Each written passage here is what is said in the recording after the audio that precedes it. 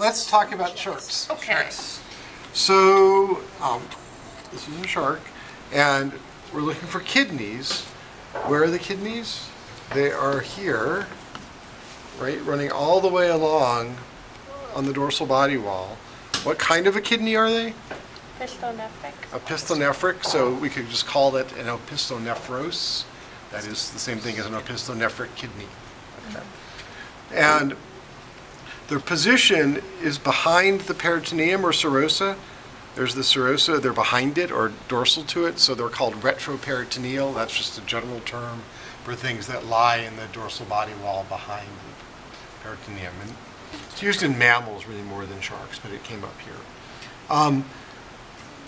The caudal ligament is mentioned mostly just to note so you don't get it confused with anything else in this area, but it's this big white strand you see running along here. That's the caudal ligament. Okay. And that actually is a ligament that connects to the muscles of the tail. And it's basically conveying the force of the tail muscles in towards the vertebrae. Okay, it connects to the vertebrae. So that's all of this here. Okay. Oh, perfect. This is a male, so we can find testes with any luck. Where would testes be? There. Okay. And they're found fairly far cranially. The testes have their own mesentery, and that would be called the mesorchium. Okay. And orchids are actually named after their supposed male testes. So, I'm not really sure who saw that in an orchid, but that's where it came That's a real Freudian. Yeah. There's a lot of sexual terms in anatomy, actually. It's kind of interesting. You know, all these mammillary bodies. And, anyway. So there's the mesentery of the testis, the mesorchium. If you look in the mesorchium, sometimes, if you're lucky, you can see little tubules running through it, and those are the ductuli efferentis. And basically, remember in the male, the testis is going to connect up to the archinephric duct. The archinephric duct is primarily a duct draining the kidneys, and then secondarily gets hooked up to the testes. And the ductuli efferentis are basically kidney tubules that get taken over by the testis to be used for sperm transport from the testis into the archinephric duct. And so you need to find archinephric duct, and you can see that running along here, all along here. It's very big and kind of squiggly back here, much finer and squiggly up here, and it hasn't been skinned off, but it's basically all along there is archinephric duct. And if you look here, you can sometimes see little delicate strands running out through the mesentery towards the archinephric duct, and those are the ductuli efferentis. Archinephric duct is here, as I said, and in very immature males, it's hard to see, and the more mature they are, the better developed and more convoluted or squiggly it is.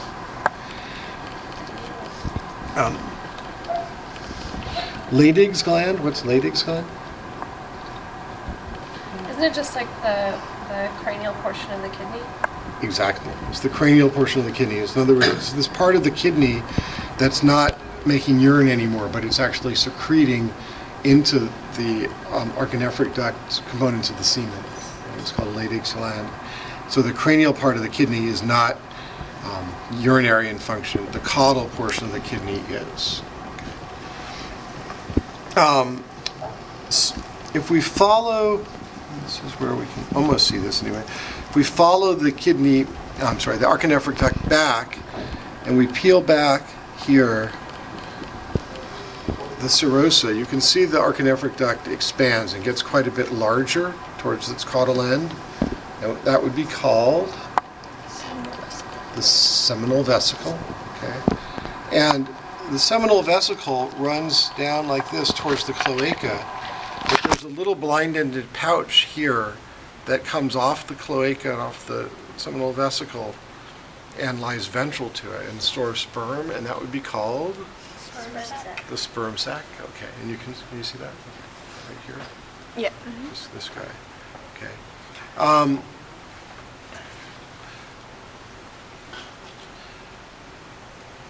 This space in here, it's actually not cut open yet.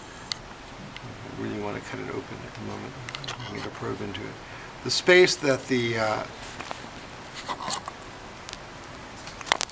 archenephric ducts and the accessory urinary ducts open into is called the urogenital sinus. And the sperm sacs open into there too. And it's kind of in here, but I can't get a hold into it very well. Is that hurting something? Okay.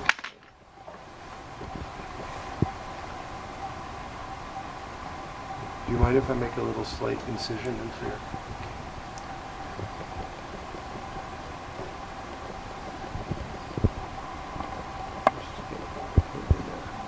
Okay. So I can put a probe in here into this space, and that's the urogenital sinus, and you can see I can go from there into the sperm sac this way, or I can go the other direction into the archenephric duct, or if I had a smaller probe, I could get it into the accessory urinary duct, which we're about to see. So that's the urogenital sinus, and the urogenital sinus opens at the tip of this little papilla right here, and that would be the urogenital papilla. Okay. The remnants of the oviducts I am not going to look for. They're very small and hard to see.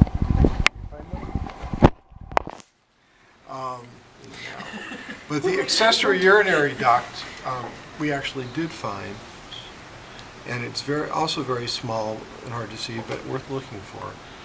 You can see it right here, running along here. Do you see this? It lies dorsal to the archenephric duct. And it's this little strand, and basically, you might, if you can't see it, come around and take a look, because if you haven't seen it, it's really What is it tiny. again? This is the accessory urinary duct. So remember, in the male shark, the kidneys have an extra duct that develops that drains the urine from the kidney. That's this thing here, and the archenephric duct is being used just for sperm transport. Okay. Yeah, you got it. All right. Cool. And then last but not least, remember that male sharks have claspers, okay? And the claspers have a groove in them that's used for sperm transport. This sperm are introduced from the cloaca into this groove of the clasper, which is kind of hard to see how that would work, but it basically does. They get the sperm into here, and then there's a sac, a muscular sac within the pelvic fin called the siphon that sucks up seawater, and then that seawater is expelled out of the sac along that groove and used to introduce the sperm into the female's cloaca. And the sac has been cut open beautifully here by Robin, but you can see this is the sac itself.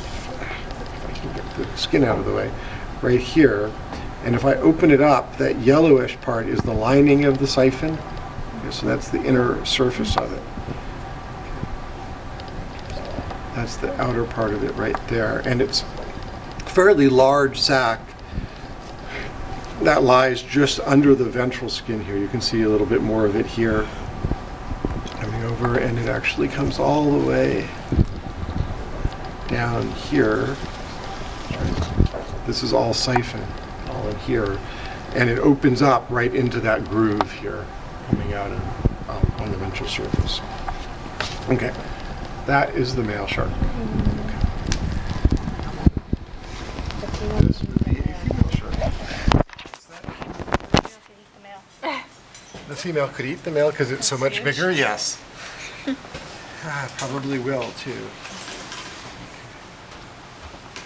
I stopped at the Monterey Bay Aquarium coming back north yesterday, and they have lots of sharks, of course, and leopard sharks, and these cool 7-gill sharks. Oh, wow. 7-gill sharks. Is that? I'm gonna They're, look that up. yeah, Me they're, too. it's the Hexanchidae, it's a more primitive family of sharks, but I hadn't realized, but they live right here in the bay. Yeah. We have one in we have the head of one in the fish museum, and the head alone is this big. Yeah, they're really neat sharks. Only one dorsal fin, which according to the Monterey Bay Aquarium is a primitive feature for sharks, which I didn't know. But then they also had spiny dogfish. It was cool to see them swimming around. So. Anyway. Do you still have great whites? No, they got rid of the great white. I went there 2 spring breaks ago. Yeah, They're doing a great temporary exhibit right now, though, on cephalopods. They have just tons of squid and chambered nautilus and the cuttlefish. Really awesome. And they had one cuttlefish that was like this big, too. It's like the largest cuttlefish. Okay. Anyway, back to sharks. 6 months and they're already falling. So this is a female shark, okay, and she's a big one. Let's see here, these things, what would that be? Ovaries. Ovaries, okay.